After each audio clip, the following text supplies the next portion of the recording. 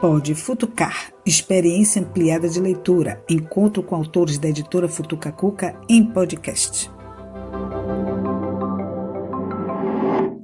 Olá, começa agora a 5ª edição do Pode Futucar, que é o podcast da Futuca Cuca, editora Futuca Cuca, e eu estou aqui com uma responsabilidade enorme de apresentar essa edição especial. Eu sou Rejane Aires, eu sou jornalista, audiodescritora. Estou honrada e envolvida nesse projeto muito legal da Futuca Cuca. Hoje nós estamos aqui com um time muito especial para falar sobre o novo livro da Futuca Cuca, A Europa pela Porta da Cozinha, do chefe e escritor Cândido Gonçalves Neto, que também está aqui conosco e vai falar daqui a pouquinho. E para a gente tem agora 1 hora de conversa sobre esse projeto, sobre a produção, a execução, a experiência de cada um nesse projeto. Então agora, para começar, eu vou convidar o Cândido, ele vai se apresentar para vocês e vai falar sobre a ideia desse livro. Olá, Cândido, seja bem-vindo. Conta aí pra gente como é que surgiu a ideia do livro físico, de contar essa história, de conhecer a cozinha da Europa através da porta da cozinha, né? Talvez eu precise mais de 1 hora para falar disso. Fica à vontade. Mas é o seguinte, Rejane, eu, aos 18 anos de idade, me transferi para a Europa, para a Itália, e naquela época, isso sei lá quantos anos tem, muitos anos, já esqueci, o Brasil não tinha essa facilidade, o mundo não tinha essa facilidade de, digamos assim, obter ou ter ingredientes ou acessórios mesmo de cozinha, como tem hoje. Hoje você tem tudo, de tudo no mundo inteiro, de todos os lugares, facilidade. Quando eu fui para a Itália, eu, lá chegando, sempre gostei de cozinhar, né? Tinha feito algumas coisas. E consegui perceber que aquela macarronada que eu comia lá era difícil eu comer. Porque não tinha os ingredientes e tal. Eu provei coisas diferentes que eu não tinha tido acesso aqui antes. Bom, aí eu falei, eu tenho que aprender. E quando eu voltar para o Brasil, não sabia se ia voltar, mas se voltasse, quando eu saberia reproduzir um pouco daquilo. Foi assim que eu comecei um pouco, mais ainda, a me interessar pela culinária, especialmente a italiana, no caso, né? Pelo macarrão mesmo, a massa, e pasta asciutta, como falam os italianos. E eu comecei por aí. E aquela paixão que eu já tinha, ela aflorou mais ainda. Eu me dediquei bastante, conseguindo chegar a ser um chefe de cozinha num restaurante na Itália. Então, a ideia do livro depois, foi por que eu comecei a gostar realmente de ter alguma coisa diferente, foi isso, lá na Itália. Voltando para o Brasil, acabei voltando, continuei me dedicando a isso, montei um restaurante, montei mais um restaurante, fui fazendo aquilo, a culinária se tornou uma parte bem ativa na minha vida. Já bem depois, por sugestão até de minha esposa, na verdade não foi a sugestão, ela imaginou que ela gostaria de aprender francês, e a gente falou, o melhor jeito de aprender uma língua é indo para o país de origem da língua, né? E aí fomos para lá. Quando a gente foi, ela ia fazer aula de francês, ela ia tomar o curso, e eu ia fazer o quê lá? Eu não tinha trabalho. Falei, vou escrever um livro de culinária. Saiu assim, espontaneamente, por não ter o que fazer, digamos, achar o que fazer. Então a semente do livro foi neste momento. A semente do livro foi nesse momento. Sim. Minha semente culinária veio desde cedo, há muito tempo. Mas a do livro foi nesse momento, quando apareceu essa oportunidade de se transferir para a França. E lá eu comecei, então, a fazer algumas pesquisas, me aprofundar na culinária francesa. E a ideia era escrever um livro sobre a culinária francesa. Mas Minha origem culinária, gastronômica, sempre foi italiana. Como é que eu ia escrever um livro só sobre a culinária francesa? A francesa era uma novidade, passiva de muita pesquisa para mim, e a italiana veio, eu já tinha o conhecimento, digamos assim, da culinária italiana. E aí o livro foi tomando outra cara. Inicialmente ele se chamar A França pela Porta da Cozinha, era a minha ideia. Eu sempre, esse nome veio assim, a primeira coisa que passou na minha cabeça foi esse nome. Foi realmente a única coisa que restou da origem. Foi o nome. Espanha, né? Aí depois entrou isso, e aí eu te falei já de mais de uma hora para contar. Aí fomos também à Espanha, e aí acabamos fazendo uma viagem para a Itália também, e fizemos então, o livro surgiu e passou a ser a Europa, porque entrou a Itália e a Espanha também, junto com a francesa. E a partir do momento que você decidiu escrever um livro, mudou a sua relação com toda essa história? Assim, a forma como você mentalmente organizava essa descrição toda, esses materiais, os elementos, os ingredientes, os estímulos? É muito complicado, foi muito complicado para mim isso. Por quê? É complicado. Porque cozinha, para mim, é instinto. A gente cozinha no instinto. Eu nunca fui um cozinheiro de receita escrita antes disso. Nunca tive essa oportunidade. Então, a gente fazia no sentimento mesmo. Joga o sal, joga o açúcar, joga o que for, o ingrediente que for. Você coloca na panela, parece que é uma coisa que vem de dentro aquilo. Engraçado, você não... Você sente, às vezes você vai colocar o sal e a mão não quer levar aquele tanto de sal. Parece fácil, né? Aí o sal não vai, o sal quer voltar, é engraçado. Mas é meio assim. Então, isso era um problema porque você traduzir esse sentimento em números ou em peso era complicado. Foi complicado. Eu tive que ficar fazendo, mais ou menos, pesar meu sentimento. É quase isso, né? Você vai pesar, vou botar o sal, deixa eu pesar esse sal aqui. Nas receitas que eu transcrevo no livro, logicamente eu não coloco a quantidade do sal em peso. Os outros ingredientes todos sim. Sal, normalmente a gente não... E pimenta, você não tem como quantificar isso em peso. Por isso que escreve a gosto? A gosto. Porque é o gosto de cada um mesmo. Imagina, se eu perguntar, que nós somos 4 pessoas aqui, cada um gosta de comida um pouco mais, um pouco menos salgada. Naturalmente. Não é verdade? Então, o a gosto é por isso. O sal tem digamos assim, ele tem uma influência bem forte no sabor da comida. Marcante. Ele salienta um pouco ao sabor da comida, ou ao contrário, ele pode suprimir. Então, se você errar naquela quantidade, você bota muito sal, a parte não sentir o gosto da comida, porque o sal absorve, rouba aquele sabor.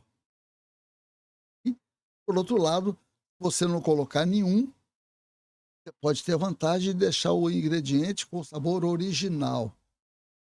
Então, por isso que eu digo, é muito importante essa quantificação de sal. As pessoas normalmente não estão acostumadas a comer sem sal, e acham ruim se estiver muito salgado. Tá muito salgado isso aqui. E é muito individual isso, né? Muito individual. É. E o paladar de cada um. E como traduzir isso num livro, uma receita, por exemplo? Você é intuitivo, né? Uma pessoa que não tem essa relação com a cozinha, com o fazer do alimento, como é que você transcreveu para o livro esse campo, esse recorte, aí, esse equilíbrio, exatamente? Regina, é o seguinte, não consegui. Daí o segredo. Não tem como. Você vai por o seu a gosto. Sal a gosto. Cada um que se vire com sal.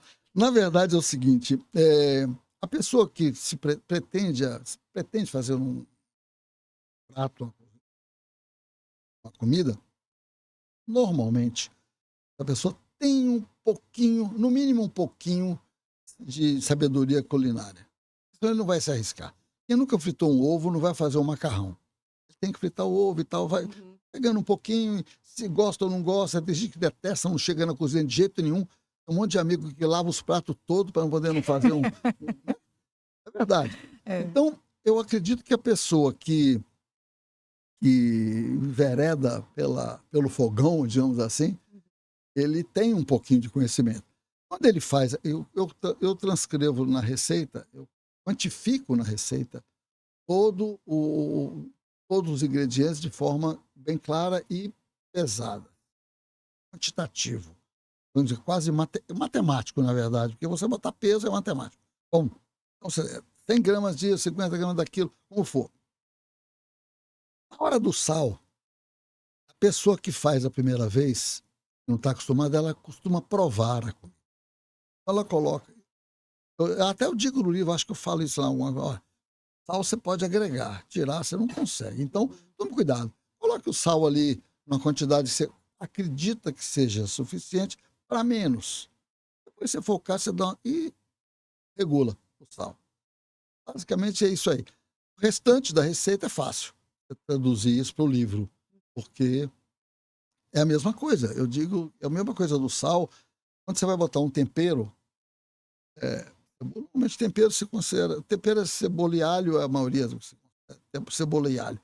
Salsa, um coentro, uma coisa assim. O tempero. Aliás, é importante falar o seguinte: tempero é tempero, não é o elemento ou o ingrediente principal. Um tempero. Não pode absorver ou sobrepor aquele sabor ao sabor do ingrediente principal. Eu acho que é muito importante a pessoa ter isso em conta. Então, exagero de tempero, quando a comida tem gosto de tempero, gosto de alho, a não ser que seja uma receita que seja a base de alho, Ou de cebola, viu, ou André? de cebola, que tem também. Depois eu vou te contar uma cebola aqui engraçada. Mas a pessoa tem que dosar esse ingrediente assim. E é a mesma coisa do sentimento. Aí você bota na receita, uma cebola. Bom, mas tem cebola que pesa quase meio quilo, né? Então, se você não consegue realmente transcrever para o livro com exatidão tudo, né? Mas o sentimento de cada um leva Mas gera uma conexão, tem uma conexão. compartilha. É legal. E sua fala é muito família, né? Com a relação com a gastronomia. É muito sua, é muito particular, individual. Acredito que de quase todos os profissionais, né, que trabalham com gastronomia, que estão na cozinha por amor, profissionalmente, mas também por paixão, né? Por vida. É uma história de vida sua, né? É uma história de família. Com Você falou há certeza. pouco aí de pessoas que vão para a cozinha que gostam, né? E tem gente que não vai, que prefere lavar. Mas essas pessoas que gostam, eu acho que elas vêm também de uma história de vida de relação com o alimento e com a cozinha. Certo? Com certeza. Olha só, vamos dizer assim que eu digo que uma pessoa que gosta de comer bem, aprecia uma comida, ela já tem naturalmente relação com a cozinha. Ela é capaz. Ela gosta de comer, ela sabe o que ela está comendo, ela entende daquilo. Entender daquilo, ela já tem um sentimento que já é ligado. Comer com fazer, eu acho que tem ligação direta. E vem da infância também. Acredito muito que sua infância também teve uma relação, a sua vida, sua família, sua criação, uma relação Mineiro. amorosa com a cozinha, com o Aliás, alimento, mineiros. com o fazer, né? Ei, vovó, que lembranças. Mas não é regra É não, tá? isso Vou te aí. contar um segredo aqui. Tem as exceções. Mas tem, viu, Regiane? Tem com certeza, porque se você vem de uma região ou de uma casa que você tem aproximação com uma comida boa, a comida boa não obrigatoriamente a comida é que eu vou falar assim, sofisticada. Essa palavra. Não é sofisticada. Olha, às vezes eu tenho assim pessoas que falam para mim: aí eu não vou cozinhar para você. Como é que eu vou cozinhar para um chefe? Eu falei: faça um feijão. E aí a Porque pessoa já se treme só de ouvir isso, né? Fazer um feijão bem feijão bem feito. feito, só isso. Então, você vem de uma família que você comia. Eu me lembro, em Minas, nesse caso, ela fala que eu sou mineiro, Eu morei um tempo com minha tia-avó. O marido dela morreu, ela era sozinha, eu fui morar com ela. E tinha uma funcionária nossa lá, uma ajudante dela, Augusta. Lembro bem dela até hoje. E ela até serviu de uma certa inspiração para mim fazer o meu primeiro feijão. E ela, em Minas, o feijão, nós estamos na Bahia, aqui a forma de fazer o feijão é um pouco diferente da forma do feijão normal, mineiro. É um feijão cozido na água, puro, não tem nada, não leva nada, nenhum tempero. Na hora, para o prato, eles geralmente refogam normalmente um bacon, colocam os grãozinhos de feijão ali no bacon, misturam e incorporam, amassa um pouquinho e o feijão está pronto. É feijão com bacon. Basicamente, o feijão de casa, para dar um temperinho. Então, esse feijão dela era sensacional. Inclusive, eu até relato isso no livro, foi engraçado, porque eu vi ela pegar o bacon, botar na panela, depois pegava o feijão, jogava dentro, amassava um pouquinho ali e servia. E a primeira vez que eu fui fazer alguma coisa na cozinha, eu tinha 12 anos, então, nessa época, na fazenda dos meus avós tinham fazenda no interior de Minas, Lavras, e tinha mais de uma sede, tinha 2 sedes. Eu estava, naquela época, andava a pé o dia inteiro. Quando foi lá para meio-dia, assim, eu estava com um amigo meu, e deu aquela fome meio-dia, né? A gente olhou lá pelo cima do morro, a sede estava tão longe, a comida estava tão longe, e tinha uma outra sede mais perto. Vamos ver se tem algum biscoito lá, alguma coisa, para a gente poder fazer ou comer. Lá chegando, não tinha nada. Não tinha biscoito nenhum, mas tinha feijão. Não sei fazer feijão. Tudo igual. Vou fazer feijão, aí é tão feijão. fácil, só botar ali um bacon, fritar com alguma coisa e comer, tá E ótimo. deu certo? Ah, mas deu certíssimo. Pelo seguinte, eu peguei o feijão cru, botei no bacon e fritei. E achei que tava bom. E aí, o dente fome quebrando o dente. Não. E aí eu fritava o feijão duro. Falei, como é que esse feijão está tão duro? É que eu não sabia que o feijão era cozido antes na água. Então, é interessante isso. Então, fazer um feijão bom, basta você cozinhar ele antes. Fica bom. Boa ideia. Suas isso aí. histórias todas têm muito afeto. Sua relação, sua fala tem muito afeto, né? Com a comida, com o alimento. O livro, trabalhamos todos aqui no livro, não apresentei todo mundo, desculpa, mas trabalhamos todos, né, no audiolivro, e é um livro que me transmitiu afeto o tempo todo, sabe? O seu texto, a maneira como você organizou aquilo. E eu queria saber agora do seu encontro com a Futuca Cuca, com Fabiana Aragão, como é que foi isso e como que ela conseguiu traduzir suas ideias, ser fiel a esse afeto nessa publicação física? Bom, Fabiana foi... 2 coisas me fizeram terminar meu livro. Uma delas foi minha esposa, que me encheu o saco. Cadê o livro? Cadê? Que não vai, que começa a escrever. Porque a gente começa a escrever e cada vez que escreve, lê, muda. Qual o nome dela? Rosa. Rosa, obrigada. Cada vez que a gente escreve, a gente muda. Olha, acha que está ruim, escreve de novo, vê de novo. E esse livro ficou rolando um bom tempo. Eu acho que desde que eu comecei a ter uns 3 anos, se bobear, para poder acabar de escrever. Não as receitas, mas a parte da história, da viagem e tal. Eu, marinheiro de primeira viagem, eu fico achando sempre que está escrevendo de um jeito, depois vê que está ruim. Bom, então Rosa foi uma parte importante, que ela me incentivou muito realmente a escrever. Aí, a ideia inicial era arranjar alguém que me ajudasse a, digamos assim, compilar o livro mesmo, fazer o livro, tornar aquilo, materializar o livro. E a gente andou meio que assim, perdido em quem fazer, quem não fazer, quem era, quem não era. E eu tenho um amigo que também gosta de cozinhar, é meu advogado, e por sorte, vamos dizer assim, é amigo também de Fabiano. Ele falou, olha, eu tenho uma pessoa que acho que vai poder te ajudar. Isso daí. Então, aí Falei com a Fabiana, não me largou mais. E é ela Então, agora que vai contar pra gente, então, essa experiência. Obrigada, Cândido. Fabiana Aragão, editora da Futuca Cuca, diretora da editora Futuca Cuca. Seja bem-vinda. Conta aí pra gente como é que foi esse processo todo de fazer, né? De tornar presencial toda essa história bonita de Cândido com o alimento, com a cozinha, com as viagens, com a família, com o afeto. Ai, que gancho maravilhoso. Obrigada, Regiane, por estar aqui com você, com o André e com o Cândido, porque é um projeto nosso, né? Uma coisa muito bonita, né? O livro materializado, eu me lembro bem quando a gente começou a conversar. Não é um livro de receita. Não é um livro de receita. É um livro de gastronomia. Mas não é um livro de gastronomia qualquer. É um livro de gastronomia com histórias e com afeto. É interessante você falar de afeto, porque dentro da Futuca Cuca, o afeto ele faz muita diferença. Ele é, digamos assim, o motor. Se não for para, digamos assim, agregar a família, não for agregar os leitores, agregar pessoas no projeto com o mesmo sentimento, porque o livro ele tem isso. Então, é interessante que a gente está aqui falando do audiolivro, e para falar do audiolivro, a gente está falando tanto do livro físico.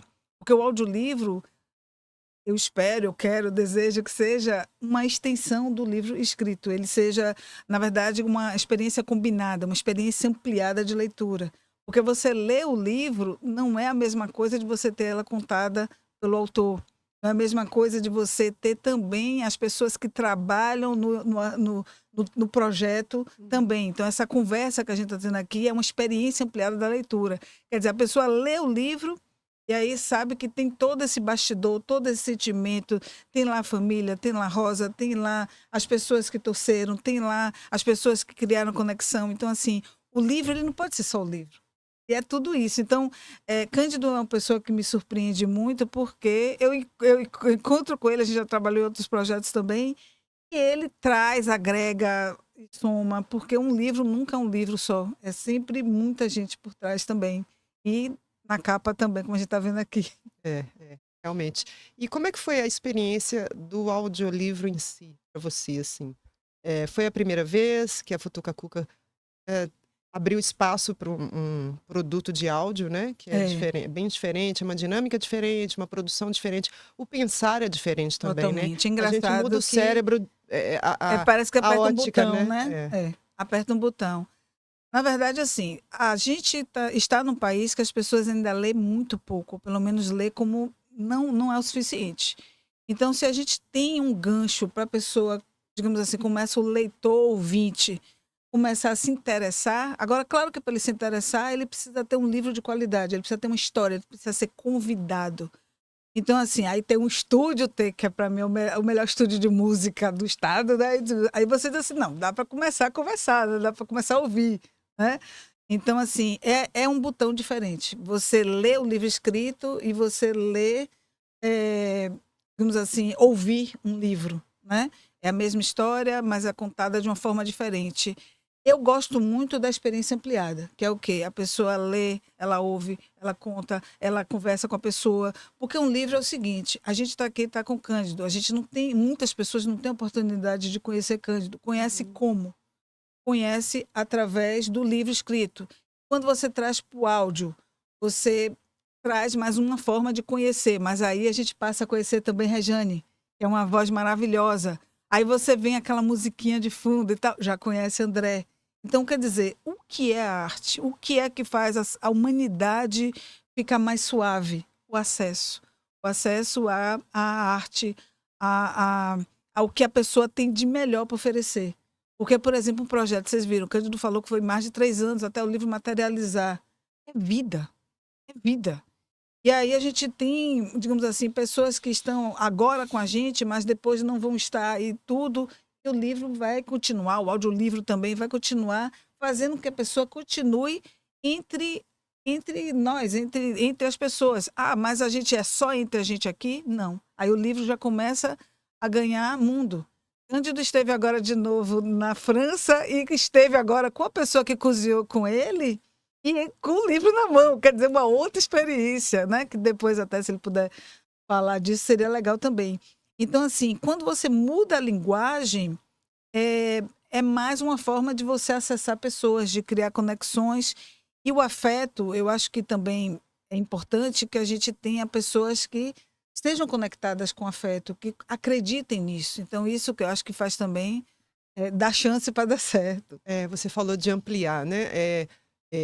Estamos vivendo um momento muito prático para isso, com tantas Sim, ferramentas de tecnologia, sim. para ampliar os acessos, né?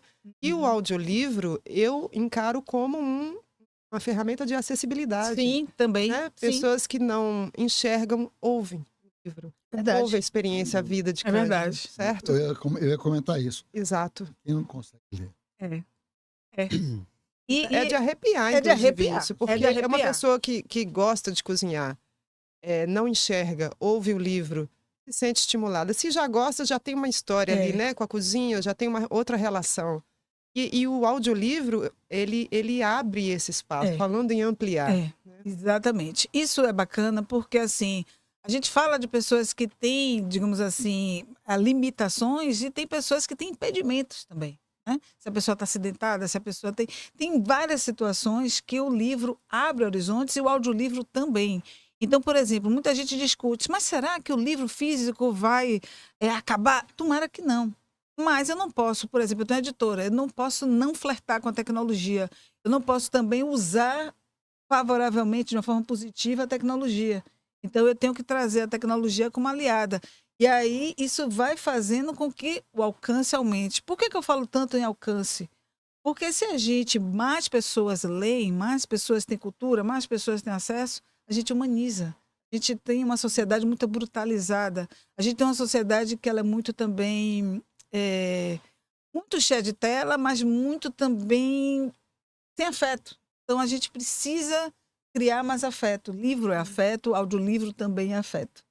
Vou contar uma coisa, te lembrar uma coisa. Quando surgiu a TV, falaram que o rádio ia acabar. Isso, e o rádio, vamos combinar, você que é da voz Não, aí, o rádio para mim não, é né? assim, imbatível, Espetacular. imbatível. O alcance O é alcance. indiscutível, né? O alcance, o impacto que causa a gerações e gerações nas nossas famílias, né? Avós, as relações com o áudio, o rádio ele é, né? É, União. E o áudio, podcast, é, né? Você escuta no carro, o audiolivro pode ouvir no carro, pode ouvir enquanto está em casa fazendo alguma coisa, está na cozinha fazendo e ouvindo a sua experiência, a sua história, seus estímulos. Desculpa te interromper, mas você falou uma coisa interessante. Quando você vai fazer uma receita de um livro, você faz normalmente, você pega o livro, abre na página da receita, como for, bota lá em cima do balcão da cozinha e começa a executar aquela receita. Se você prestar bem atenção, você tem o balcão molhado, você tem a mão suja de comida, você tem uma série de coisas que eu poderia citar aqui, e o áudio, o escutar a receita, vai facilitar facilita. muito Sim. isso. Muito, muito, muito. Ou de televisão, não é engraçado. Não tem televisãozinho de pilha, né? Pois é, tá rádio de pilha. O jogo você leva o radinho de pilha. Pois Ainda é. tem até hoje. Então é verdade. Pegando até esse gancho do áudio, de você cozinhar e preparar, a questão do audiolivro teve muito disso, né? Porque você cozinhar com a companhia de alguém, cozinhar também tendo a dica, facilita, tem a companhia, tem uma série de coisas que a gastronomia, digamos assim, o áudio na atividade, ela é bem favorável. O livro de Cândido foi o primeiro da editora, então, assim, totalmente produzido pela editora. Então, era aquela coisa de ter, tipo, um contador de história, alguém que a gente queria. Pô, se eu fosse cozinhar, eu queria ter Cândido aqui do meu lado. E como é que foi para Futuca Cuca um produto de áudio, um audiolivro, agora já, né, falando enquanto Estúdio T também, como é que foi para você? Porque você chegou, claro, com a proposta, com o seu pensamento organizado para essa proposta. O que que te surpreendeu? O que que te tirou? Alguma coisa tirou você desse planejamento e te trouxe novidades? o audiolivro ou foi dentro do seu planejado mesmo? Na verdade, como eu sou publicitária, essa questão de flertar com outras mídias eu gosto muito disso.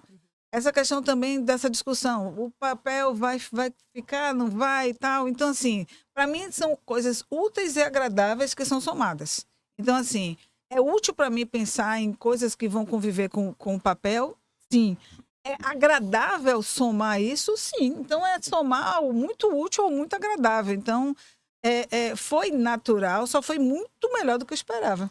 Né? O Estúdio T, com pessoas tão queridas que acreditam no projeto, um contador de história carismático, quer dizer, eu acho que no meu sonho mais bonito nunca tinha uma combinação tão perfeita, né? Por mais que eu pensasse, um dia eu vou fazer um audiolivro, um dia tá muito mais lindo do que podia imaginar, tipo, tá muito melhor do que eu podia Tá pensar. aí o afeto costurado de novo, né? O afeto. Que vem aí de Permeando Cândido, tudo. Né?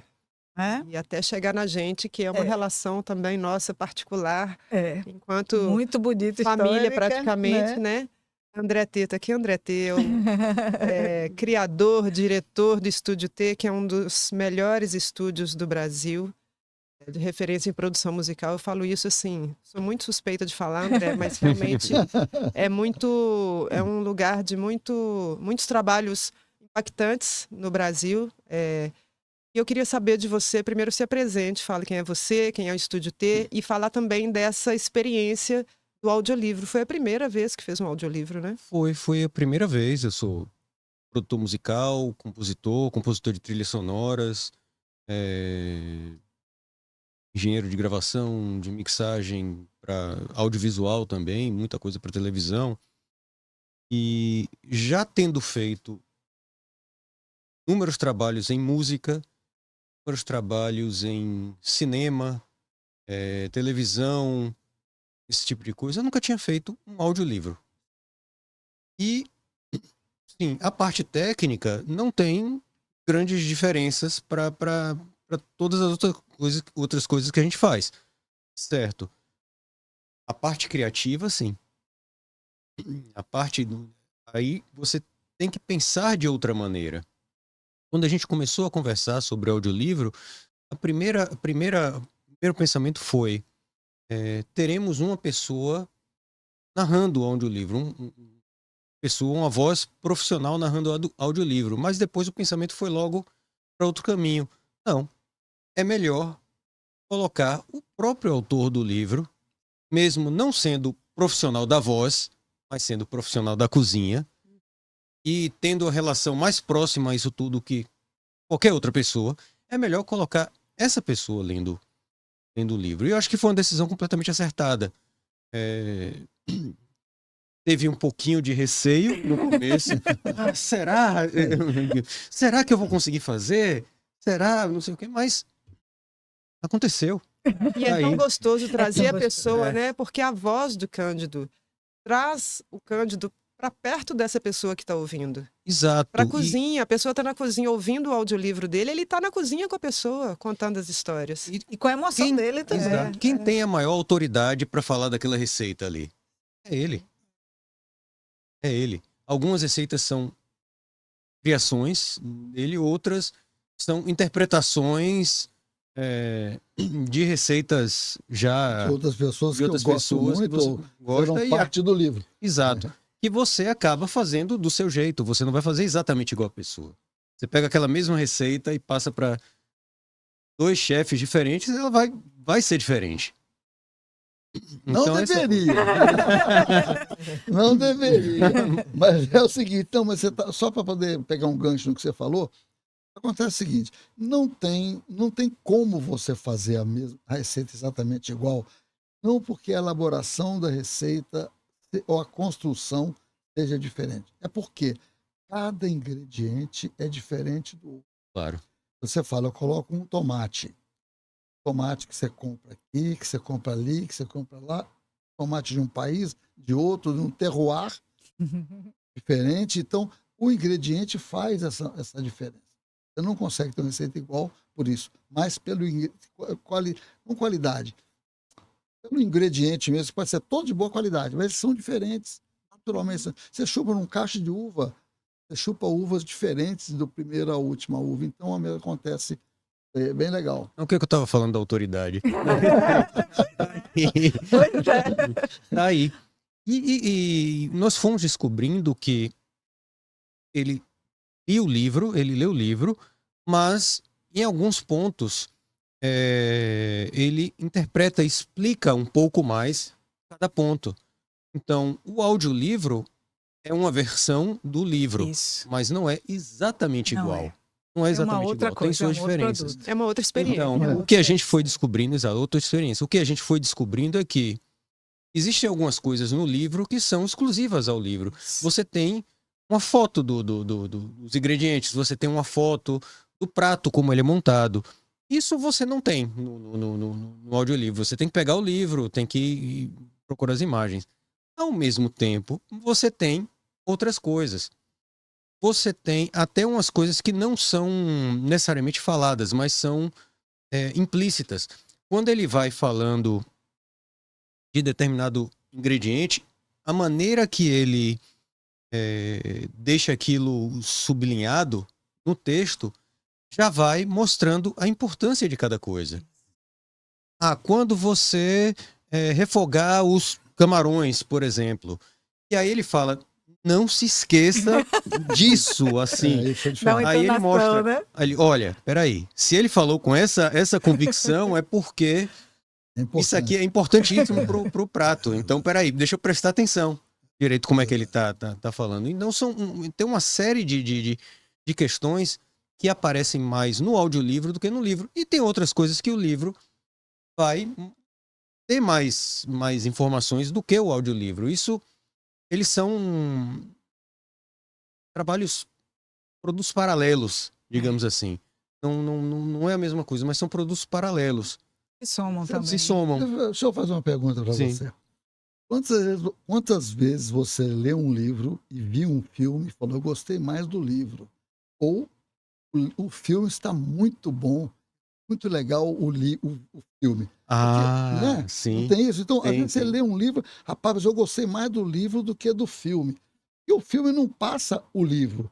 Ele passa uma interpretação. interpretação do livro, ele é Exato. interpretado. Isso daí é muito legal. E eu acho que você botou bem isso aí do. São coisas em paralelo. Eu Tava lembrando de verdade. um livro que eu li, e eu amo filme também, e tem caminhos ligeiramente diferentes, que é Laranja Mecânica. Mas sem querer ir para mas realmente é uma interpretação. É que a imaginação Ali. do autor Uma não também. anula a outra, não, de jeito nenhum. Não anula. Na verdade, até se somam mesmo. A imaginação do autor ela é muito grande. Então, a gente, quando faz uma versão de alguma coisa, a gente tenta dar um recorte ou um olhar diferente. Mas, na verdade, eu acho que fica mais bonito, inclusive, o diálogo. Você dialoga com as versões, as pessoas que assistiram já olharam por um outro olhar que você não viu. Então, assim, essa experiência ampliada, essa conexão ampliada é sensacional. Uma palavra escrita não tem expressão. Exato. Expressão é quando você diz. Exato. É na fala. Exprime melhor a mesma palavra, falando, às vezes, melhor não, diferente do que está escrito. Pode ser, né?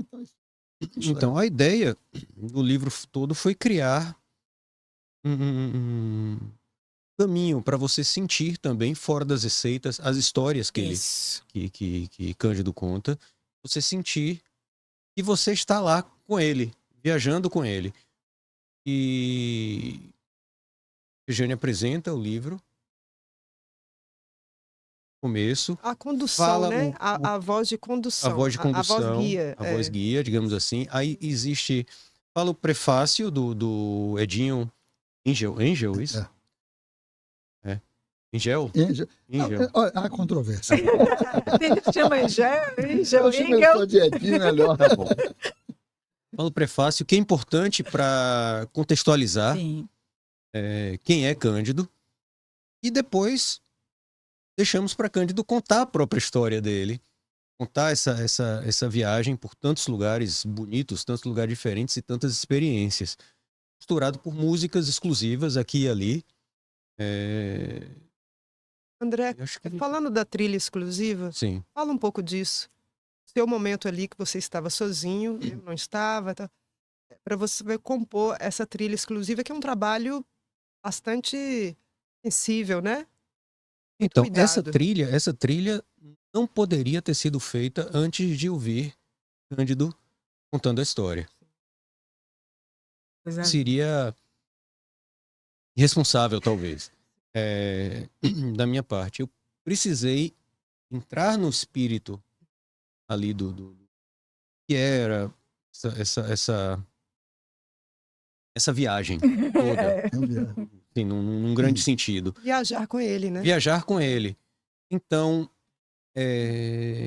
tem algumas coisas de jazz, tem algumas coisas de música erudita, não tem nada muito agressivo, muito barulhento, muito suave.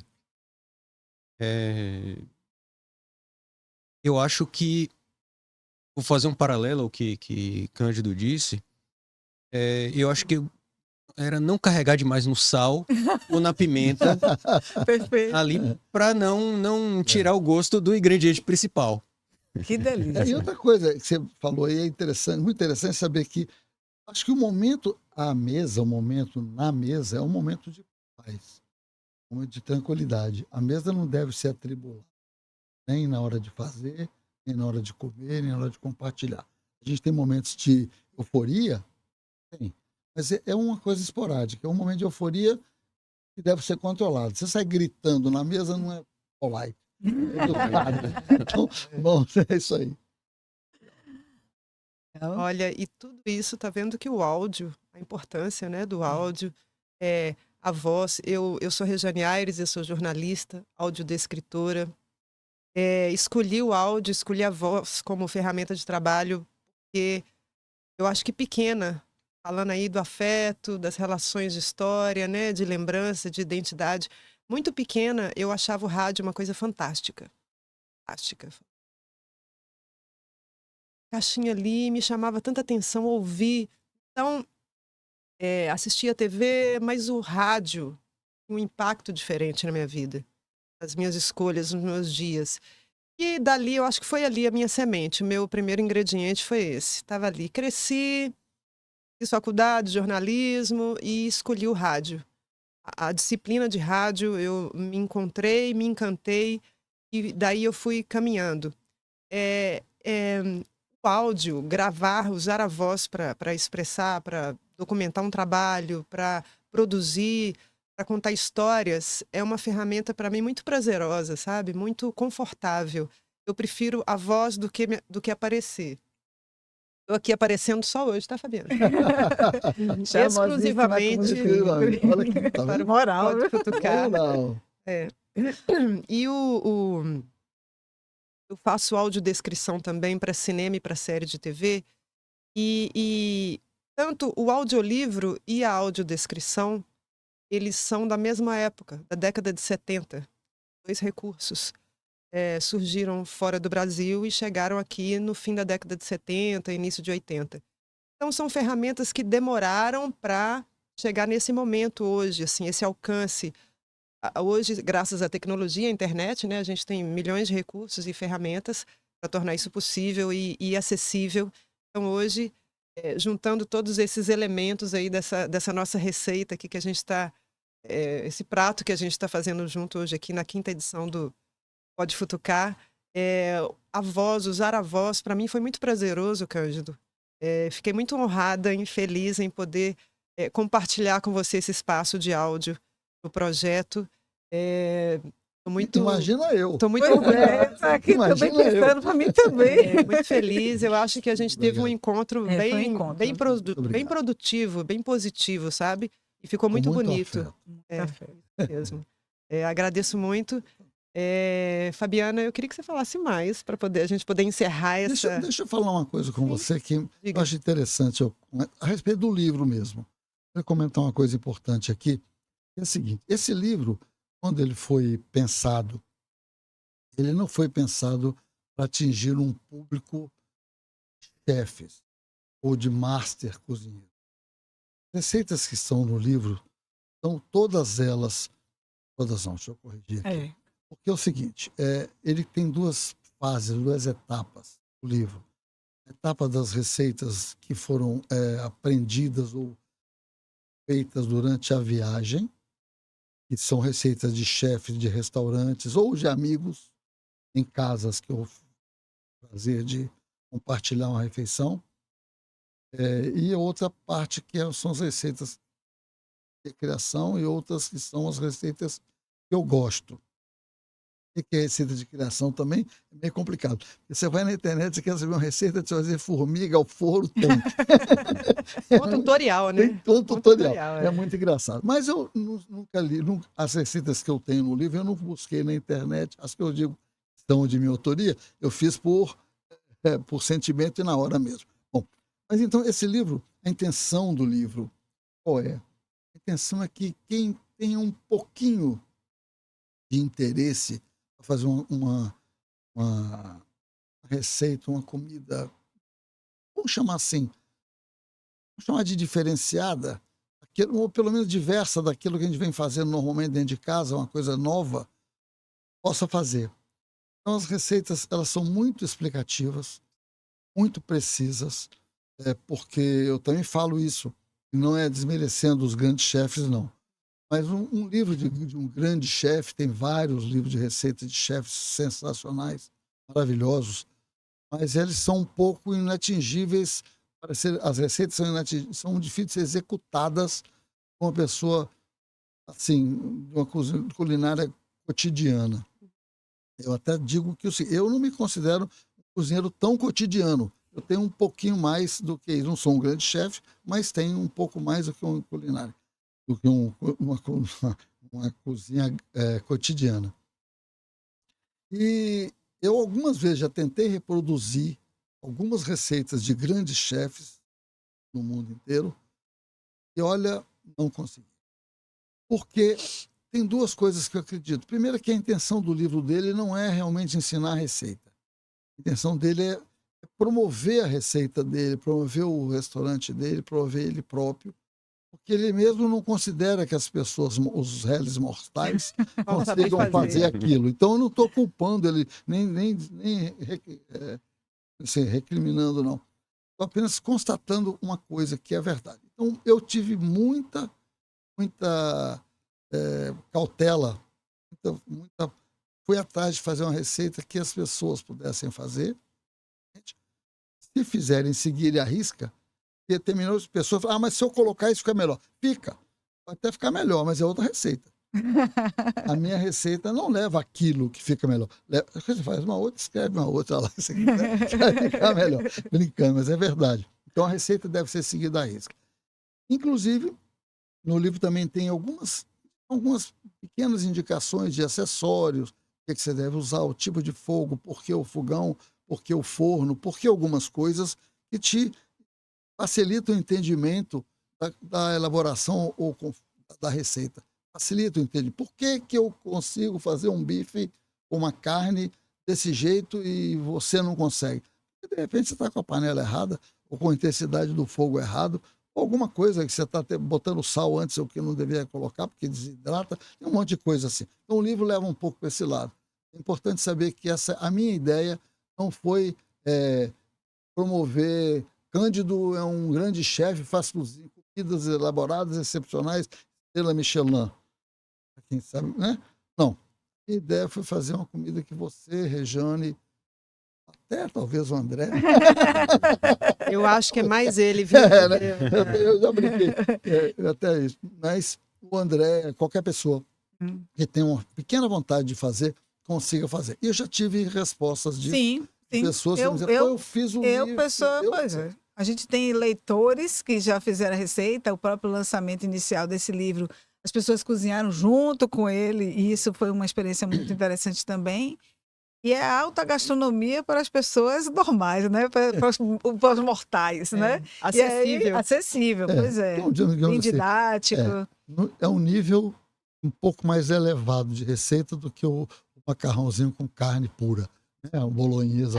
Apresenta ingredientes novos, apresenta formas de preparar diferenciadas. A questão das dicas são muito importantes mesmo, porque o leigo não por falta de vivência mesmo, não tem acesso às informações, então uma testemunha ocular vai lá e traz para assim, olha, tem o fogo, tem a temperatura, tal, então isso ajuda muito realmente. Que ótimo.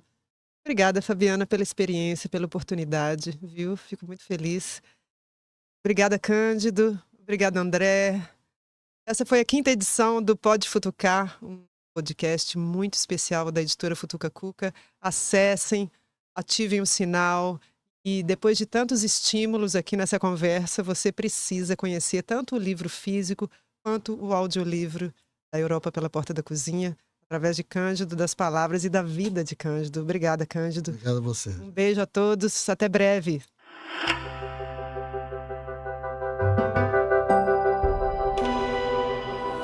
Pode Futucar, experiência ampliada de leitura, encontro com autores da editora Futuca Cuca em podcast.